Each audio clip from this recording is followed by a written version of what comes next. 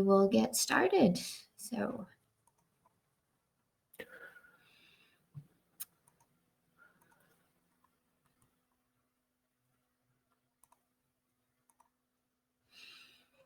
All right, so today we're going to be talking about developing an implementation plan.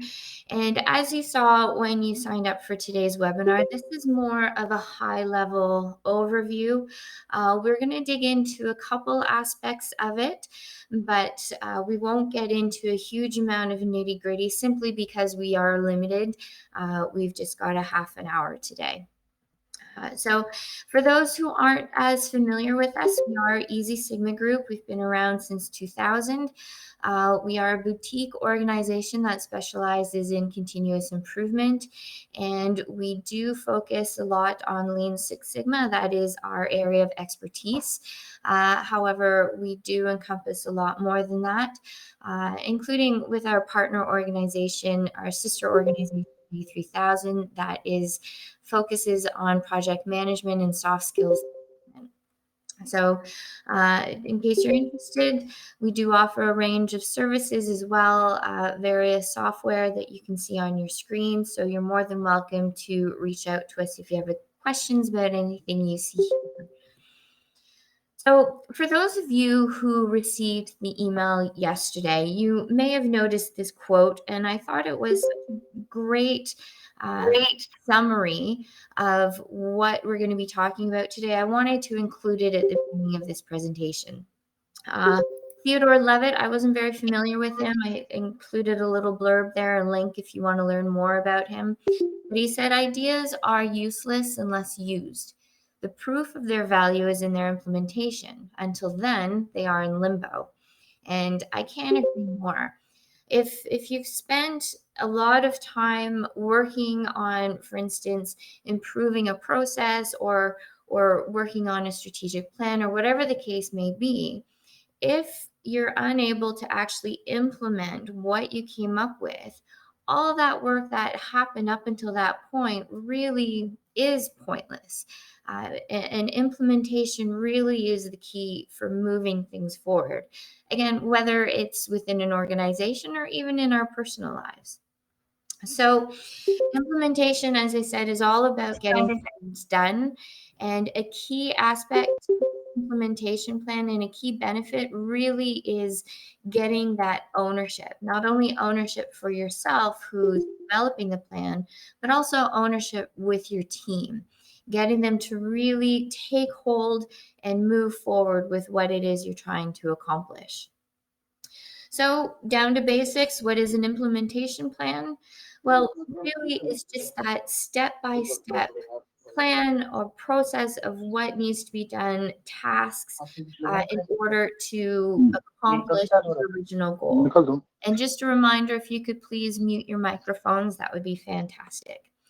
So plans do include three primary elements. It is the strategy. So what is the overall goal, the overall objective that you're tying into? What is the actual process that you need to take in order to accomplish that objective or that goal? And what are the specific action steps that need to happen within that process to accomplish that strategy? So where does the implementation plan fit in the grand scheme of things? Well, if we take a look at a typical organization, we start with the strategic high level, and that's generally the multi-year plan that we're looking at, 3 to 5 years. Usually it's the executive team that comes up with that to say, okay, this is what ties into our mission and vision of the actual organization. From there, we take a step down and we start to think about and look at the operational plan.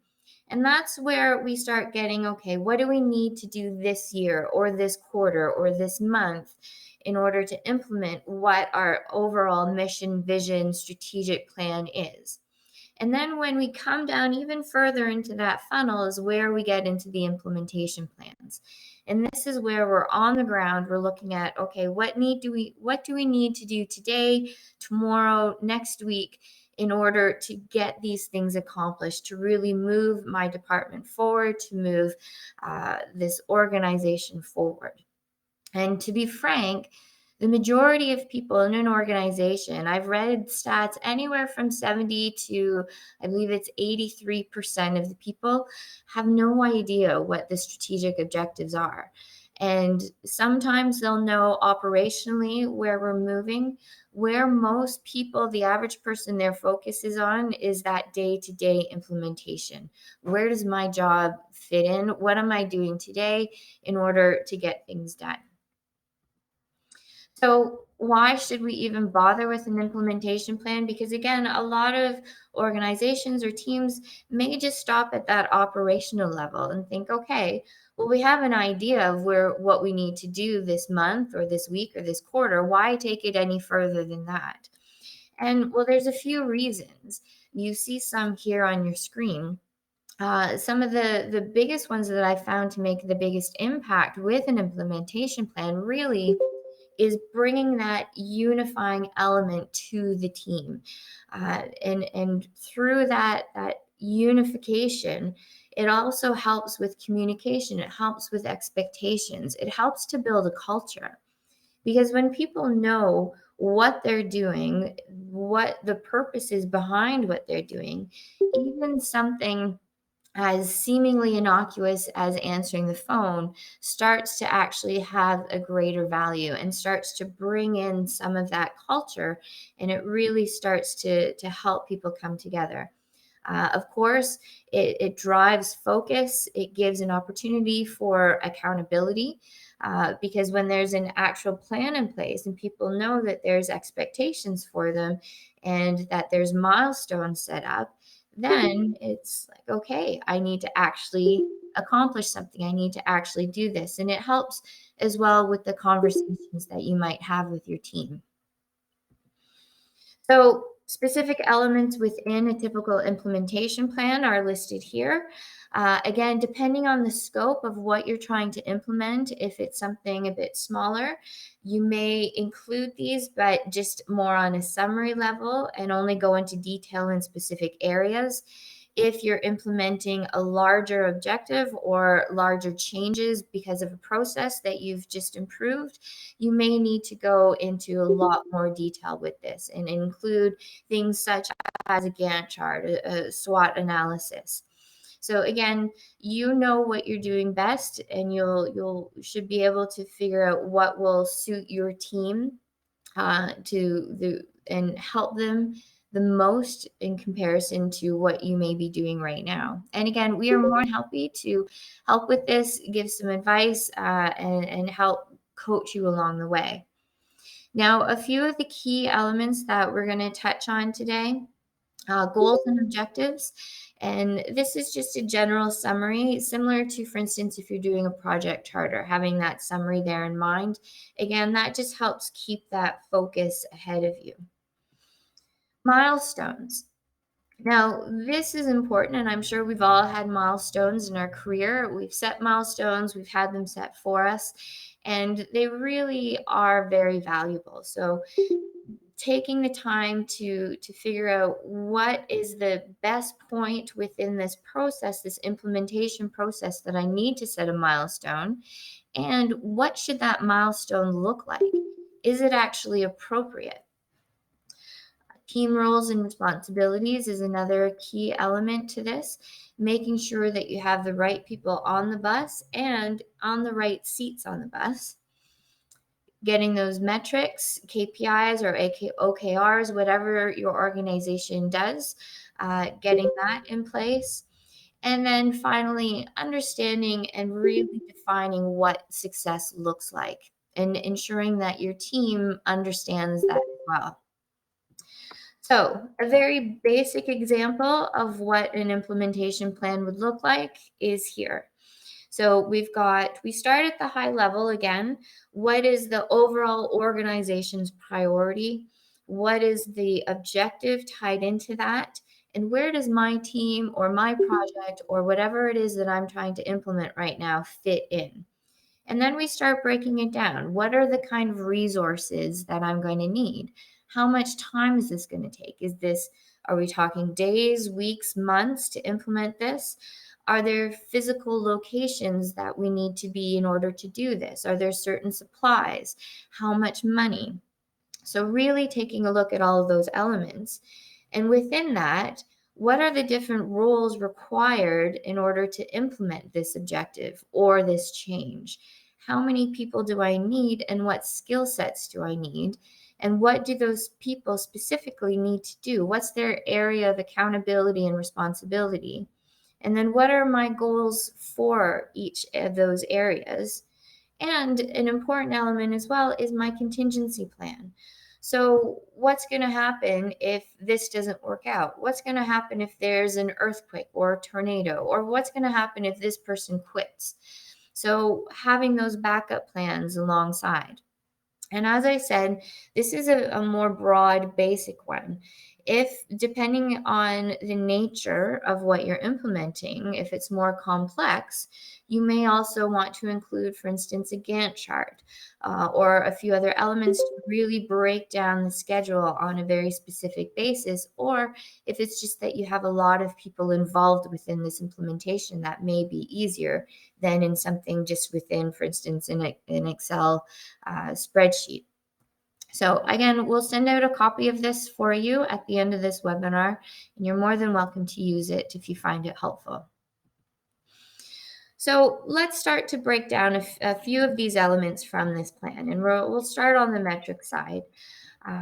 What's very important is getting that success factor down, understanding what that is, because what that's going to do is it's going to help with ownership with your team once again. So how do we define success? Well, looking at the dictionary, these were a couple of the general definitions that I found pretty typical. The accomplishment of an aim or a purpose. I think it's something that we can generally agree on. However, defining that can sometimes be a bit more of a challenge. So if we say we want to be successful and we want to implement this change, well, if you and your team don't know exactly what that looks like, that opens the door to a lot of interpretation and a lot of variation depending on how people view success, whether they find success is more a positive experience or a specific goal. That can cause a lot of frustration if those are two different definitions going on at the same time. So again, bring it back to your objectives. When we start thinking about how am I going to define success, well, tie it into what it is that you're trying to do with your implementation plan, whatever the case may be. Again, if it's strategic, if it's a specific project, if it's a specific change, or whatever it is, always bring it back and see how it ties into the organization. And then take a look and really ask yourself, am I defining a specific goal, or am I looking at this more from an outcome side of things? So, is there a specific target that we're going towards, or are we just generally hoping to have a positive consequence out of it? And again, that can cause, if we don't differentiate between the two, if we don't define the two of them to our team, it can cause a lot of frustration and some misunderstanding, and it can affect people's expectations. So making sure that again, we really see the difference between the goal and the outcome, and making sure that we know what it is we are trying to achieve for sure with this implementation. Our recommendation is to set goals. I know that is a bit controversial these days because there is a lot. I've been reading a lot of articles and been on a few webinars myself where they're really promoting outcomes. But when we're talking about a specific implementation, setting a specific goal, again, really helps to align everybody in the same direction. Milestones are another great tool to be using when you're setting up your implementation plan and deciding, okay, if I'm going from 0 to 50, 50 is my goal. Do I need a milestone every 10 areas. So do I need a milestone at 10, 20, 30, 40? Or, for instance, do I have a very new team, a fresh team? We've never worked together, or there's a lot of new staff or young staff that haven't been in the workforce for very long. So perhaps my first couple milestones need to be much closer together. Maybe I need to give them more attention in the beginning until they build the confidence to hit the later milestones. So again, you will know your team best. You know your people better than myself or anyone else will know them. So, taking some time to really consider who you're working with, who's on your team, and setting the appropriate milestones will help.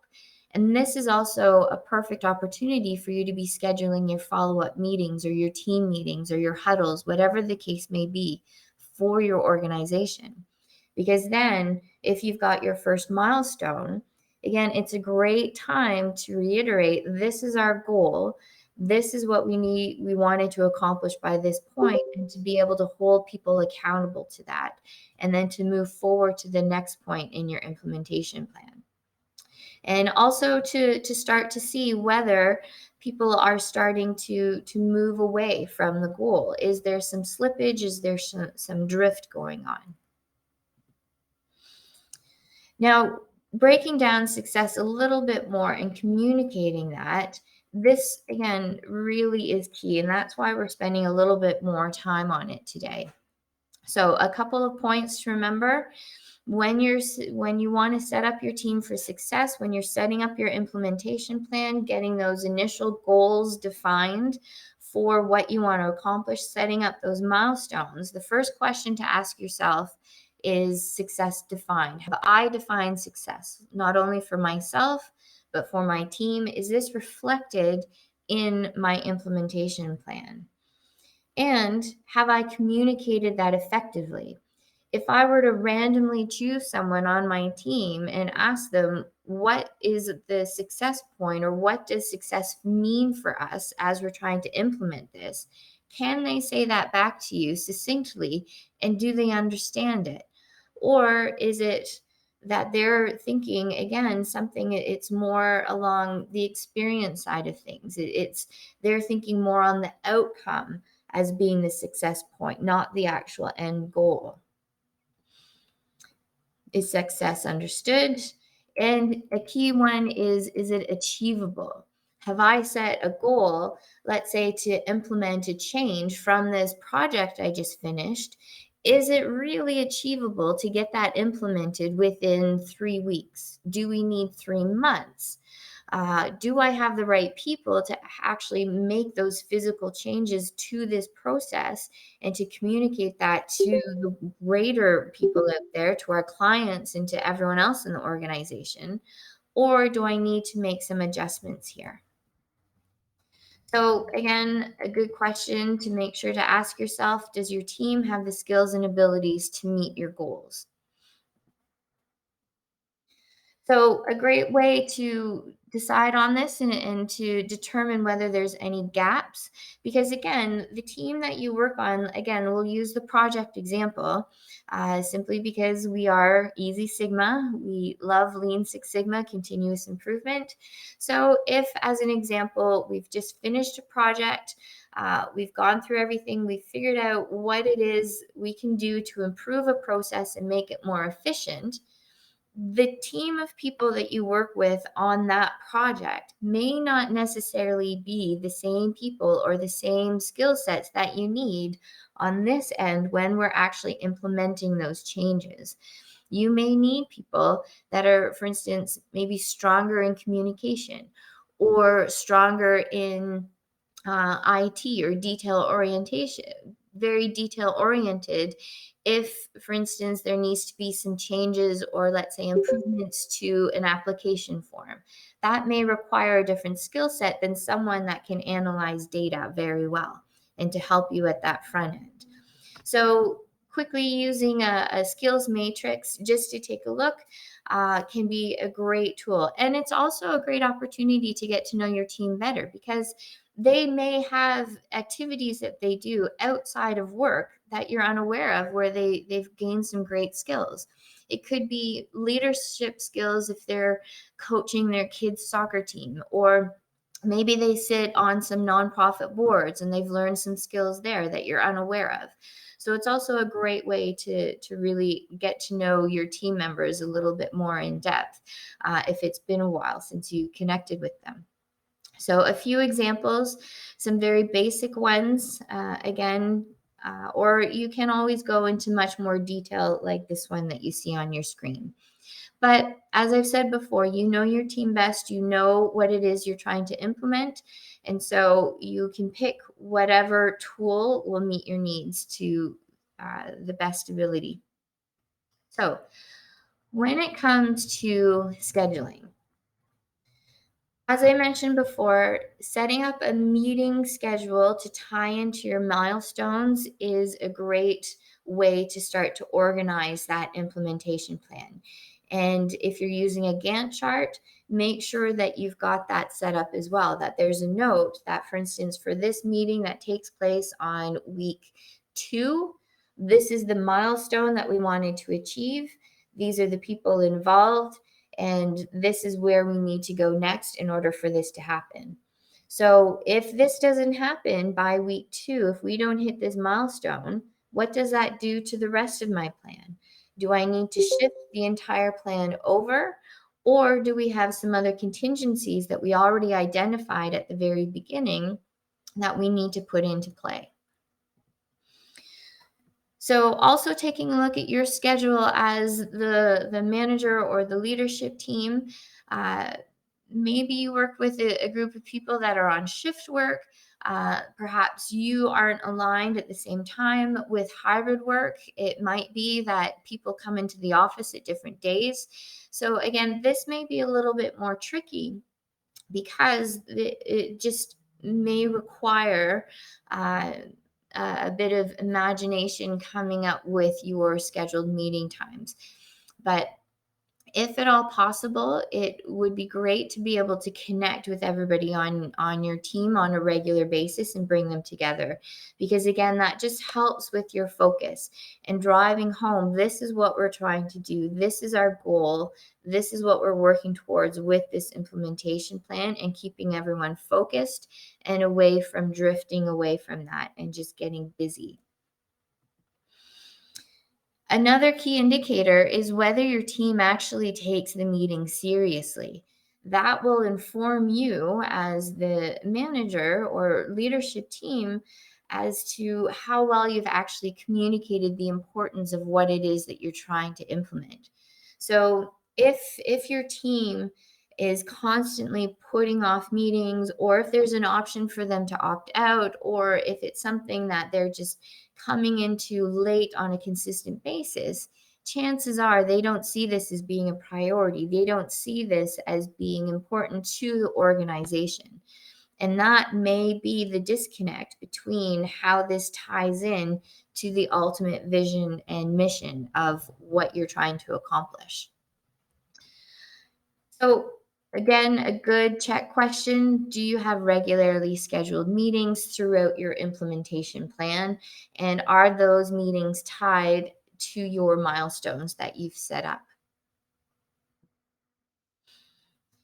So, when we're talking about these meetings, when we're talking about these milestones, we inevitably have to talk about results and consequences. So, consequences are never pleasant. Nobody ever really likes that I've come across. Maybe you have, but they are an important element because they do help to keep people accountable. And so understanding whether you've set the appropriate goals for each person on your team as you're going through this implementation plan may require a little massaging, especially if it's a newer team, if it's something that you've never implemented, nothing like that before within the organization. There is going to be a little bit of variation that may come. And again, that's just natural. Hardly ever any plans stick 100% from the beginning to the end. They always generally need to shift because things happen every day. However, having a plan first and having goals first allows for that little bit of massaging to take place and allows you to be able to see if there's a larger gap that happens, if there is a larger shift that happens with some of your team, and whether it's to the extent where there actually requires some kind of consequence or disciplinary action to take place.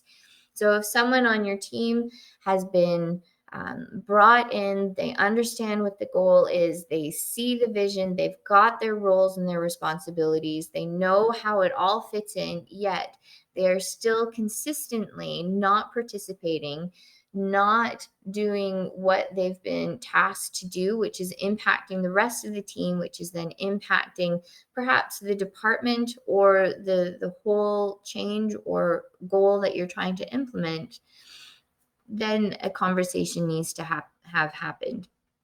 So these, again, are some questions to ask before you go into that. Have I set this person up for success? Have I aligned them properly? Do they have the proper skill set to actually accomplish what I've asked them to do? And then on the positive side, when things are going well, we want to make sure that we are acknowledging and rewarding our team to help keep that motivation and to help keep that unification happen throughout the entire implementation process. And so that may be something as simple as just an email saying, "You're doing a great job on hitting your goals. I really appreciate it." Some people may prefer to be recognized in front of others, or it may be a card, or it may be a team lunch together. Whatever the case is, uh, celebrating those milestones and those small successes along the way will definitely help to bring your team together and motivate them to keep going.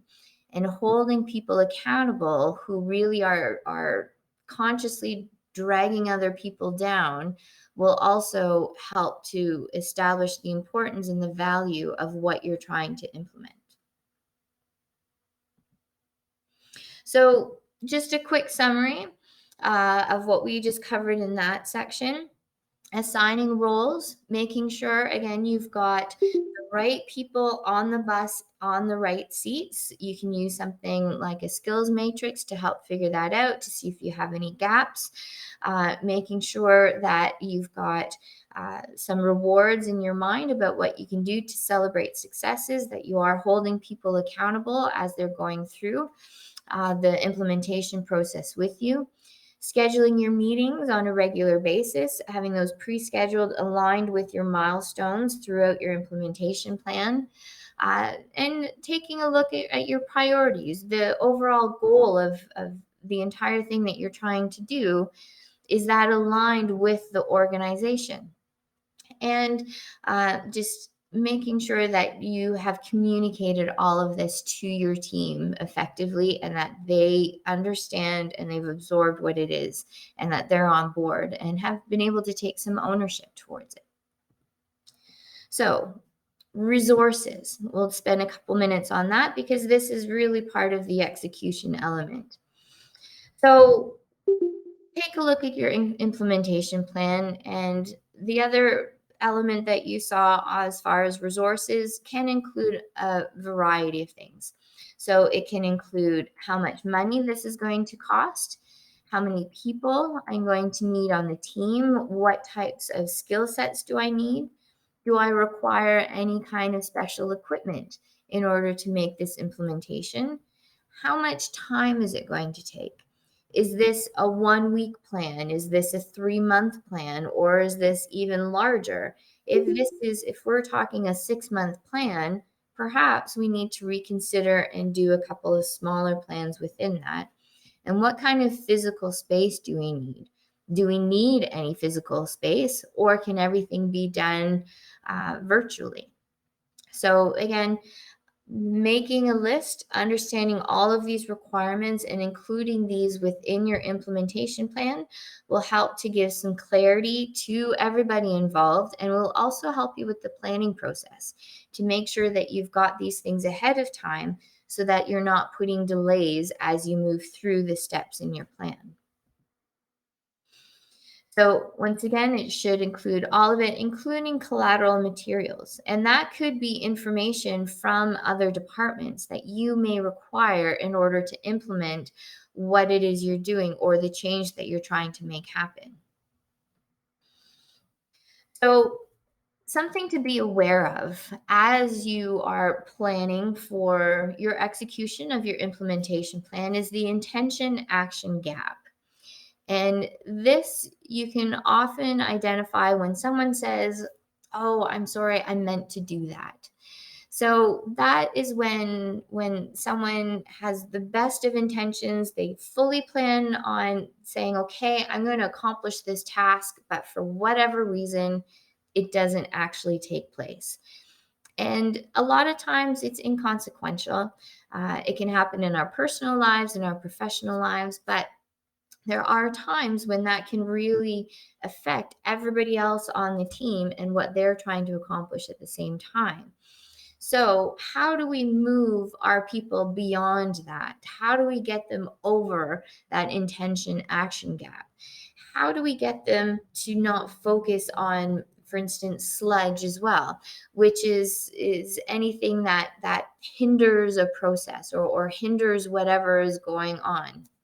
So, these again, by defining what's going on in your plan, by putting down all the elements, by taking the time to properly and thoroughly think through every step of the way and your goals and objectives and communicating that, it's going to set both you and your team up for success. So you'll be able to start to identify if there's any intention action gaps, if there's any sludge going on, if there's some mission drift, and if your staff maybe are just starting to get busy without being productive.